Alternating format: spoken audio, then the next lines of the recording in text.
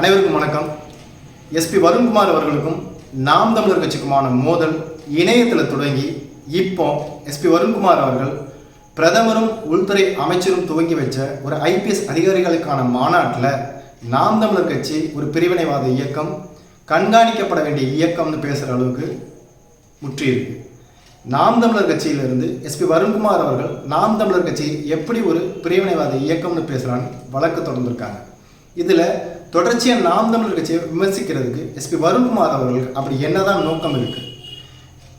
ஆரம்பத்தில் எஸ்பி வருண்குமார் அவர்கள் நம்ம விக்ரம் அவர்கள் சாமி படத்தில் போலீஸ் ஆனவுடனே நான் காக்கி சட்டை போட போகிறேன், இந்த ஊரை விட்டு போகிறேன், இங்கே கஞ்சா விற்கிறவன், ரவுடிசம் பண்ணுறவன், கட்ட பஞ்சாயத்து பண்ணுறவன் ஊரை விட்டு ஓடி போயிடுன்னு சொல்கிற மாதிரி தன்னை சாமி பட விக்ரம்னு நினச்சிக்கிட்டு ஒரு பதிவு போடுறார் இணையத்தில். அதில் கட்ட பஞ்சாயத்து பண்ணுறவங்க, ரவுடிசம் பண்ணுறவங்க, பெண்களை கடத்துறவங்க, இப்படி எல்லாத்தையும் போட்டுட்டு திரள்நிதி பிச்சை எடுப்பவர்களும் அடங்கிக்குங்க அப்படின்ட்டு ஒரு பதிவை போடுறார். ஐயா எஸ்பி வருண்குமார் அவர்கள் கருணாநிதி அவர்கள் அறிவாலயம் கட்டுவதற்காக திரள்நிதி கேட்டதை சொல்லியிருக்கலாம், இல்லை பிச்சைக்காரர்களுக்கு மறுவாழ்வு கொடுப்பதற்காக திரள்நிதி வாங்கினது கூட சொல்லியிருக்கலாம்.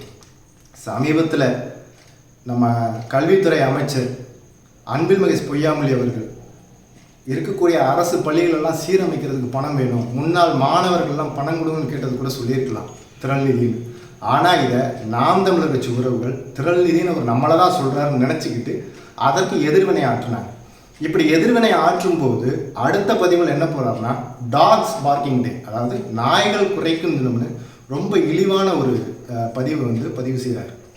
ஒரு அரசு அதிகாரி எப்படி ஒரு கட்சிக்கு தான் வாக்களிக்கிறேன்றதை வெளியே சொல்லக்கூடாது, எப்படி இந்த கட்சியை தான் ஆதரிக்கிறேன்னு சொல்லக்கூடாது, அதுபோலத்தான் எந்த ஒரு அரசியல் கட்சியிலும் வெளிப்படையாக எதிர்க்கவும் கூடாது. ஆனால் எஸ்பி வருண்குமார் அவர்கள் தொடர்ந்து நாம் தமிழர் கட்சியை எதிர்த்துக்கிட்டு இருக்கார். என்னதான் இவர்களுக்கு நோக்கம்னு நமக்கு தெரியல. இப்போது இந்த வார்த்தை போர் முற்றிக்கிட்டே இருக்கும்போது நாம் தமிழர் கட்சியிலிருந்து கோபப்பட்ட சில நபர்கள் எஸ்பி வருண்குமார் அவர்களுக்கு பதிலளிக்கிறாங்க. அதில் திருப்பதின்ற ஒரு நண்பர் ஐயா ஒரு பதிவு போடுறாரு, அது அவர்களை மிரட்டும் துணியில் இருக்குது. அது தவறு தான்.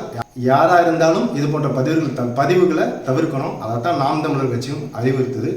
அப்போது இதற்காக அவர் கைது செய்யப்பட்டு மனித உரிமை மீறல் அடிப்படையில் அவரை ரொம்ப சித்திரவதை பண்ணி கொடுமைப்படுத்தி விடிய விடிய அடித்து துன்புறுத்தி வழக்கு பதிவு செஞ்சுருக்கார் எஸ்பி வருண்குமார் அவர்.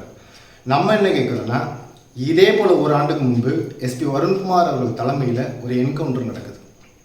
அந்த என்கவுண்டர் நடந்த சில மாதங்களில் எஸ்பி வருண்குமார் அவர்களுக்கு இன்ஸ்டாகிராமில் ஒரு மிரட்டல் காணொலி வருது. இந்த காணொலியை பார்த்ததுக்கப்புறம் எஸ்பி வருண்குமார் அவர்கள் என்ன பண்ணுறாருன்னா, அது யார் பதிவு செஞ்சாங்களோ அவரை கூப்பிட்டு பெற்றோரையும் கூப்பிட்டு ஒரு கான்ஃபரன்ஸ் ஹாலில் உட்கார வச்சு அவர்களுக்கு அறிவுரை பண்ணி அனுப்புகிறார். அப்போது ஒன்று இதே அறிவுரையை நாம் தமிழர் கட்சியில் பதிவிட்டவர்களுக்கும் அறிவுரை வழங்கியிருக்கலாம், இல்லை நாம் தமிழர் கட்சிக்கு கொடுத்த அதே தண்டனையை நீங்கள் அந்த நபருக்கும் கொடுத்துருந்தீங்கன்னா நீங்கள் ஒரு பக்கமாக நீங்கள் செயல்படாமல் பொதுவாக செயல்படுறீங்கன்னு நினைக்கலாம். அந்த என்கவுண்டர் சம்பந்தமாக உங்களுக்கு மிரட்டல் வந்த வீடியோவுக்கு நீங்கள் என்ன பண்ணுனீங்க, அந்த சிறுவனை அழைச்சி நீங்கள் அறிவுரை சொல்லி அனுப்பிச்சிங்க. நாம் தமிழர் கட்சி சார்ந்த அந்த நபரையும் திருப்பதி என்ற நபரையும் நீங்கள் கூப்பிட்ட அறிவுரை கூறி அனுப்பியிருக்கலாம், இல்லை சட்டப்படி என்ன தண்டனையும் கொடுத்துருக்கலாம். ஆனால் அதையெல்லாம் மீறி நாம் தமிழர் கட்சியின் மீது ஏதோ ஒரு வன்மத்தால் கடுமையாக தாக்கி நாம் தமிழர் கட்சி குறித்தும் அண்ணன் சீமானவர்கள் குறித்தும் கடுமையாக பேசி அவரை துன்புறுத்தியிருக்கீங்க. திருப்பதி அவர்களை நீங்கள் விசாரிக்கும் போது என்ன கேட்குறீங்க, இந்த டிட்டு போட்டதுக்கு உங்களுக்கு சீமான் எவ்வளவு பணம் கொடுத்தாரு, இடும்பாவனம் கார்த்தி எவ்வளோ பணம் கொடுத்தாரு, சாட்டை துரைமுருகன் உங்களுக்கு எவ்வளோ பணம் கொடுத்தாரு, ஒரு ட்விட்டு போடுறதுக்கு நீங்கள் எவ்வளோ பணம் வாங்குறீங்கன்னு கேட்குறீங்க. நான் என்ன கேட்குறேன்னா, நீங்கள் இது வரைக்கும் எத்தனை ட்விட்டு போட்டிருக்கீங்க, இல்லை எத்தனை ட்விட்டு உங்களுக்கு ஆதரவு பணம் கொடுத்து தான் போட வைக்கிறீங்களா?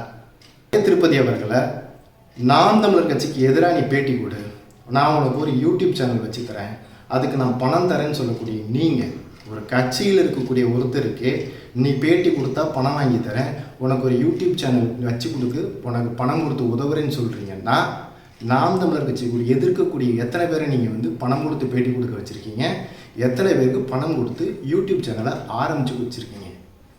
நாம் தமிழர் கட்சியிலேருந்து நீ வெளியில் வந்துரு, கட்சியில் இருந்தால் உனக்கு ஆகாதுன்னு சொல்லிவிட்டு திருச்சி சூர்யா கிட்ட கொண்டு போய் சேர்த்து விடுறேன்னு சொல்கிறீங்கன்னா, அதே நபரை எந்த நபரை கட்சியில் இருக்காத, நாம் தமிழர் கட்சியில் இருக்காத, இருந்தால் உன் மேலே பொய் வழக்குகள் போடுவேன், குண்டாஸ் போடுவேன், கஞ்சா வழக்கு போடுவேன், பாலியல் வழக்கு போடுவேன்னு நீங்கள் சொன்னீங்களோ அதே நபரை திருச்சி சூர்யா கிட்ட கொண்டு போய் சேர்த்து வர நீங்கள் சொன்னீங்கன்னா என்னங்க சார் உங்கள் நோக்கம்?